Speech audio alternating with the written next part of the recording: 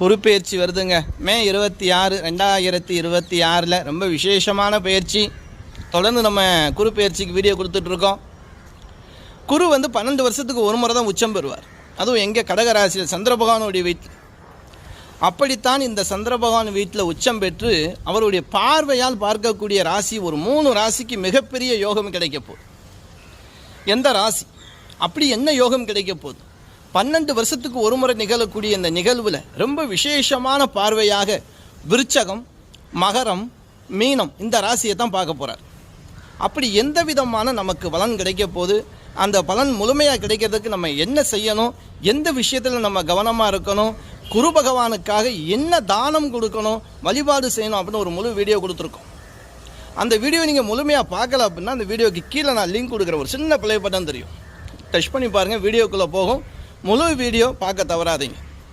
அன்பு உறவுகளை, இதுவரைக்கும் நம்மளுடைய சேனலை நீங்கள் சப்ஸ்கிரைப் பண்ணாமல் இருந்தால் பண்ணி வச்சுக்கிறீங்க. அன்பு உறவுகளை, மீண்டும் சந்திப்போம். நன்றி.